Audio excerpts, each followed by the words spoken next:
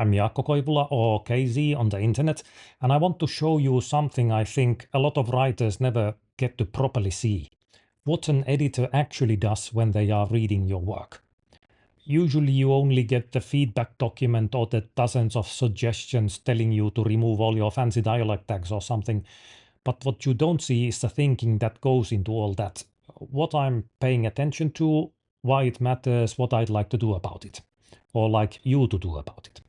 I tried to do this as a stream, but it was truly painful to listen to, so in the end, you get to see me explain the suggestions I already did, and maybe I'll try to do something at the end to show how it looks live.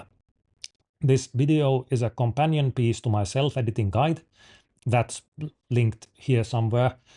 It's free to read, obviously, and in the guide I talk about the different levels of editing. Here I'm doing line edits. That means I'm trying to polish the prose itself without worrying too much about structural stuff. But okay, let's see me reconstruct what I thought when poking at this chapter earlier. Right, and I should mention I'm doing line edits on a real chapter from a Royal Road story, Clara Casewell, Attorney to the Villainess.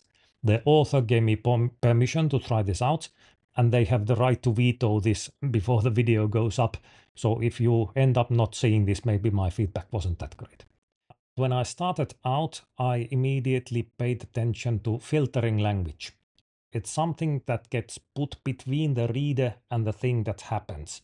Here we have her whole body felt sluggish. It felt she found herself and then she remembered. Filtering language isn't a problem always, or it's not always a mistake, but pretty often it can be just cut to let the reader experience the thing directly. Here it might be justified as we just woke up from being dead and might still be a bit confused or extra conscious of our body, so I'll allow it. And then this remembering is a second thing. It might be filtering, or then it's a different thing that I personally dislike a lot, which is telling that a thing is going to happen and then showing that thing happening. Here we could go directly to the memory, so I'm cutting this. And a note about cutting this: editors always just suggest things. The more I want something gone, the more I explain to the author why I think it should be taken out or changed or anything, but it's still always the author's choice what they do with the feedback. If they want the remembering here, it stays and that's it. Okay, the second part I messed about around some more. I usually avoid rewrites like these, as it's hard to get the voice right and this kind of tinkering also gets messy. So if I want to do this much changes, I'll just write the author a comment. But still, like, the idea here, why I started tinkering with this anyway, is like a bit of vibe-based chronology of the paragraph was a bit like wrong, I felt. She opens her eyes and then things start slowly happening, but we don't get the like bright glare of light in our eyes that starts it all. So I inserted the light blasting her in the beginning, and then like the things start getting more clear only gradually once we get further into the paragraph. Next is a thing that I think there's something wrong, but the fix isn't easy or obvious, and maybe the author is going for something, so I leave them a comment and ask them about it. They can explain it or do something about it. And then in the same paragraph is a bit of a mixed bag with her gagging and then her fingers doing something. And they are like separate things, and I dislike that. So I'm making Clara do all the things, the gagging and the wiping, but then she has shaking hands. I'll bring the hands back only at the end when Clara has done everything. Let's pull out a couple of more examples. And here next to that we have a clarity issue.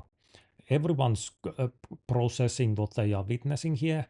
Clara is obviously confused. The headmaid is demanding an explanation. So when here Clara is Clara processing what she's witnessing, or is she struggling to process what the headmaid is witnessing? The rest of the paragraph tells it to us, but we don't want to risk confusing the reader, making them stumble when we want them to be enjoying the story, taking the person out of the story. So here I'm asking the author, like, who is this? And they'll know what I mean and they'll fix it. Okay, I'll do one more. Tracking the characters and what they do and feel and how they act in the scene. Here, Clara tells us that this is what she's good at. She assesses the situation, looks at the evidence, and so on. And then here he stumbles something, and then still keeps like just like mumbling. So I dislike that, because here she already like locked in and focused, but she didn't. So my suggestion is to make the headmaid do something, or like show what rattles Clara again, because that saves us from rewriting anything like downstream. We can keep all of this as it is if we explain why she is still like confused by giving her a reason for it. Okay, let's try to do something alive. I think there was something I paid attention to.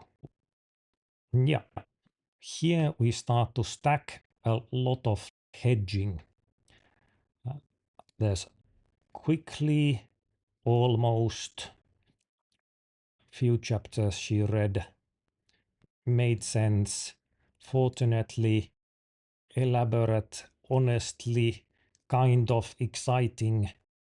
All of this make this part feel unconfident. So to start fixing this, let's just take out some suggestions on, obviously. Let's start taking out something.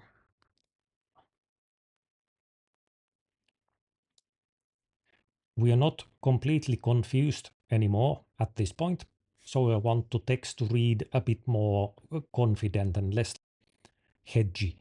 Simple example, but that's the way.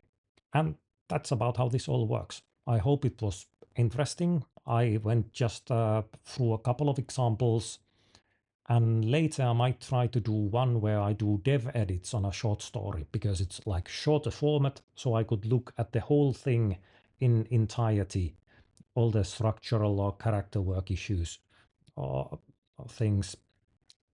So if that sounds interesting, don't forget to like, follow, and subscribe, as they say.